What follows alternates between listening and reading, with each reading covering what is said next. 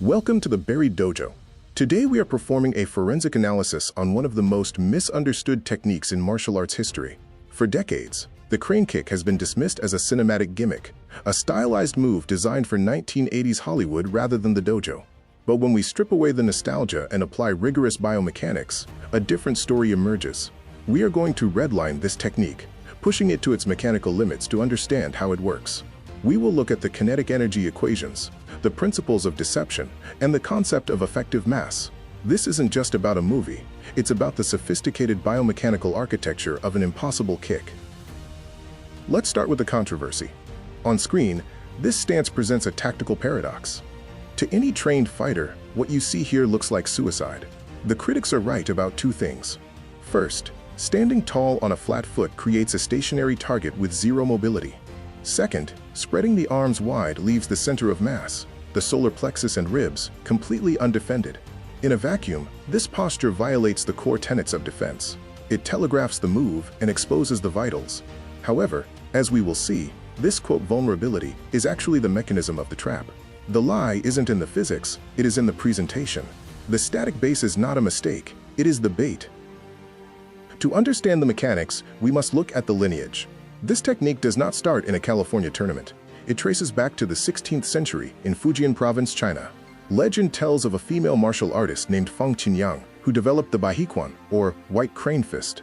She observed a crane evading a stick not with brute force, but with evasion and precision.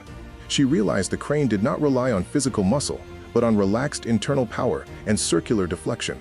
This DNA traveled to Okinawa, influencing the Nahate styles like Goju-Ryu.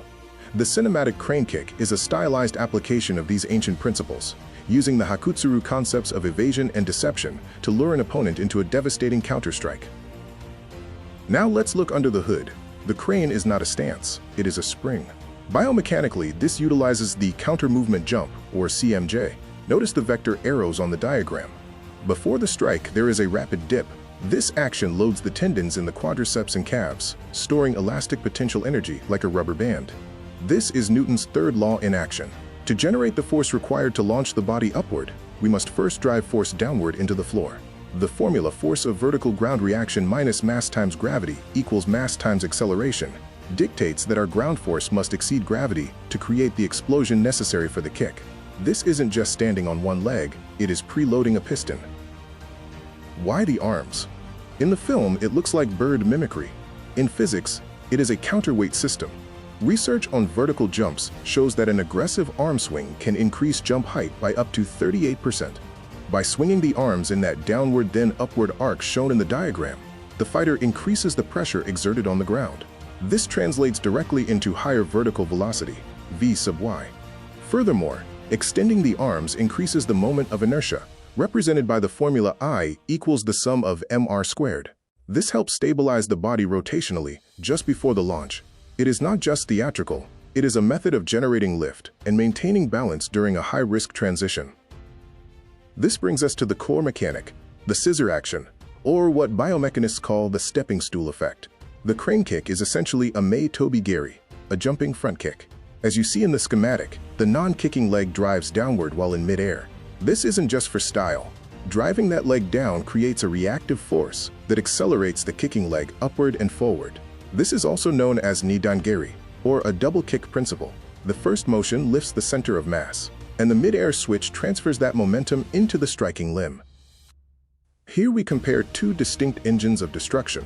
On the left, the roundhouse kick. It relies on rotational force, a kinetic chain moving from hip to knee to foot, generating massive speed, around 14 to 18 meters per second. On the right, the crane. This is a linear mechanic. While it might be slower in raw foot velocity compared to the roundhouse, it maximizes, quote, effective mass. By aligning the hip, knee, and foot in a straight line behind the target, the fighter projects their body weight forward like a battering ram rather than a whip. It focuses on structural alignment over rotational speed. Precision is the force multiplier here. Unlike a Muay Thai teep, which is designed to push and displace an opponent, the karate Nidan-Geri used here is a snap kick designed for penetration. Look at the point of contact. The toes are curled back to expose the ball of the foot. This concentrates the force into a tiny surface area. As the diagram notes, imagine pushing an elevator button, but with the entire mass of your body behind it. Because the force is applied over a very short impact time, where delta T approaches zero, the resulting impulse shock is devastating to the chin or face. We mentioned earlier that the stance was a trap. Here is the physics of that trap. We call it the missed trap. By presenting a vulnerable, static target, the practitioner lures the opponent into a forward commit. This brings us to the concept of relative velocity, or V sub rel. If the kick travels at V sub p and the opponent rushes in at V sub b, the total impact speed is the sum of both. By baiting the opponent to run into the strike, the fighter effectively doubles the collision force without expending extra energy. It is the strategy of Sen-no-Sen, attacking the opponent at the exact moment of their attack. This isn't theoretical. In 2011, at UFC 129, Lyoto Machida proved the physics work against a world-class heavyweight, Randy Couture. Machida didn't just jump, he used the principles we just analyzed. First, the feint. He twitched his hips to suggest a roundhouse. Second, the distraction. He used the hand motion to break Couture's visual focus. Third, the switch. He jumped off the right leg to fire the same leg. Couture dipped into the strike, confirming our missed trap theory. The result was a knockout that validated the biomechanics of the technique on the world stage. Let's quantify that impact. We talked about linear versus rotational. Research into effective mass shows that rotational kicks, like the turning kick on the left, utilize about 18 to 20% of the athlete's body mass at impact. However, a linear front kick, like the crane, allows the fighter to stiffen the kinetic chain and project between 73 and 85% of their effective mass into the target. Even if the foot is moving slower than a roundhouse, the mass behind it is nearly quadruple. That is why a snap kick can knock out a heavyweight. When we look at the radar chart of performance metrics, the trade-offs become clear. The knee extension velocity is elite. Expert practitioners clock this snap at nearly 940 degrees per second. However, the execution time is the liability.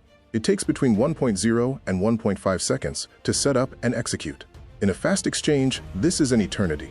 This confirms why this is a high-risk, high-reward technique. It requires a high correlation, where R equals 0.66, between foot velocity and impact force to be effective. How do they generate that snap? It requires a specific neuromuscular strategy called the double pulse, or contract-relax-contract strategy. As shown on the graph, there is an initial contraction to drive the leg up, then a crucial moment of relaxation during the acceleration phase. This looseness allows for maximum speed. Finally, milliseconds before impact, there is a second massive contraction to stiffen the limb. This timing is what transfers the effective mass we discussed earlier. Skilled athletes stiffen the limb at the exact moment of impact to ensure the force goes into the opponent, not back into their own leg. So when we assemble all these components, we see the true anatomy of the legend. It is not magic. It is a synthesis of 1. Eccentric loading to store potential energy. 2. Linear alignment to maximize effective mass. 3. The scissor action to transfer momentum. It is a perfect kinetic chain, optimized for a single, devastating moment of contact. In conclusion, Mr. Miyagi's famous line, "If do right, no can defense," was not entirely mystical. It was a statement of physics. If the timing, the deception, and the biomechanical alignment are perfect, the opponent's forward momentum makes the strike indefensible. The lie of the crane kick was only in its cinematic presentation as a static pose. The physics of the strike are undeniable. Mastery is simply the alignment of intent and physics.